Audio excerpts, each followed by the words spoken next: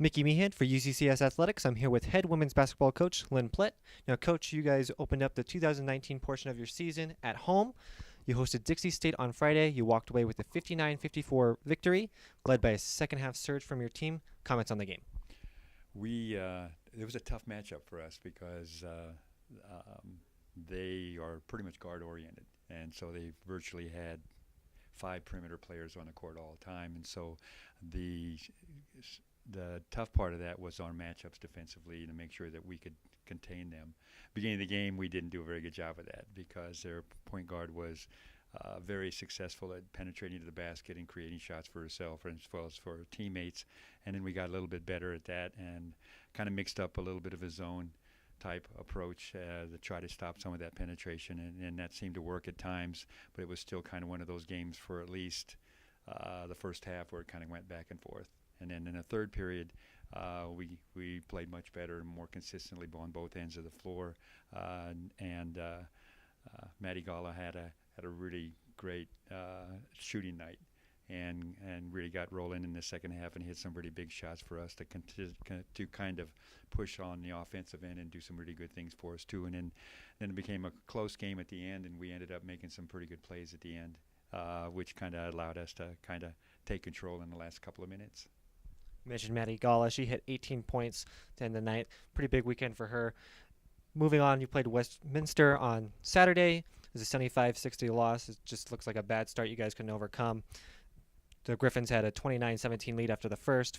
Then it was tied 14-14 in the second, 17-17 in the third, and 15-12 in the fourth. So really just a bad start that you guys couldn't overcome. We kind of have that problem of not being able to play consistently on each quarter. And there's a lot of times in ball games when we look at stats afterwards as well as during the game, we notice that, we scored 20 points in the first quarter or the second quarter or whatever. Then we scored 6 in the next quarter. And then we scored 20-some points in the next quarter and 18 points in the next quarter. And like you just read off, 3 out of 4 quarters a lot of times are even. But it's that one quarter that we end up falling behind, and that was kind of the case again against Westminster. They're really, I think, one of the more underrated teams in the league, though, right now. In my opinion, their point guard, Gonzalez, is, if not the best player in the league, she's pretty close to being the best player in the league, and she just controlled everything right from the get-go. She ended up with 20 points in the first half and 16 in the first quarter, so we had the same problem we had the previous night of not being able to contain her. But she's a very complete player in that she redistributes the ball, does a lot of things for her teammates too, and I think they're one of the more intelligent teams in the conference that we've seen so far, and they play really well together. They're also very versatile. They have like 4 players on the floor at one time, can play on the perimeter or play at the post, and that's a tough matchup for everybody. And they ended up just doing a better job. And then at the end, it was probably closer than it seemed, but then we had to foul at the end and try to get some opportunities to score, and we didn't get that done. So ended up being a wider margin than we hoped for. Speaking of the weekend, you had a big weekend from senior Kelly O'Flanagan, probably playing the best ball I've seen her play. We came in at the same year, so definitely a big weekend for her. She's definitely carried that momentum since the Wisconsin Parkside St. Edwards weekend to close out 2018. Comments on what her leadership means, especially since this is her senior year? It's really important, and Kelly is I don't know if conservative is the right word to use, or patient, or she always looks for how she can help her teammates first and foremost. And I've asked her to be a little bit more selfish this year, to be a little bit more aggressive and take over a game once in a while, because she does have the ability to do that. I think she's her IQ level is by far the top in our team, and we've just kind of tried to impress on her to kind of take over, be the coach on the floor, and don't be afraid to put your teammates where they need to be.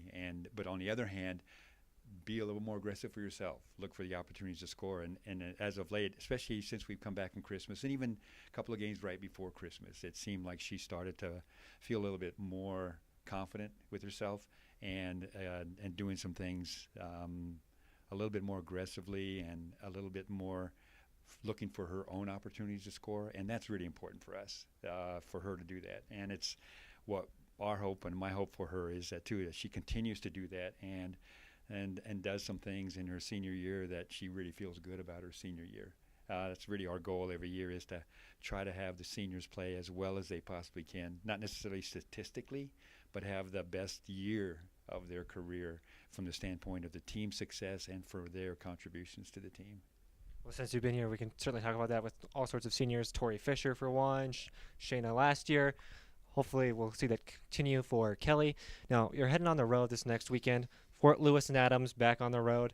Talk about what you're expecting from those teams and what you're looking at for your own team's performance. It's a really good test for us, because the way the conference is set up this year is we play the first basically 11 games, or 10 of those games are on, against the teams that we won't play again. And then after this weekend, then we start playing. It's not really two divisions, but it is kind of two divisions. And so these teams that we played in the first part of the conference play are the only times we play them during the season.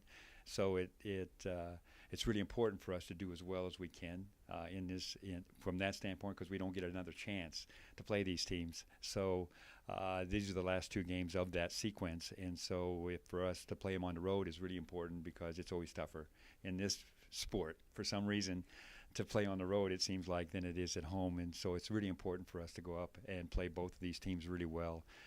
For us to be able to come back with 2 wins on the road would be huge for us, and I think we have the potential to do that.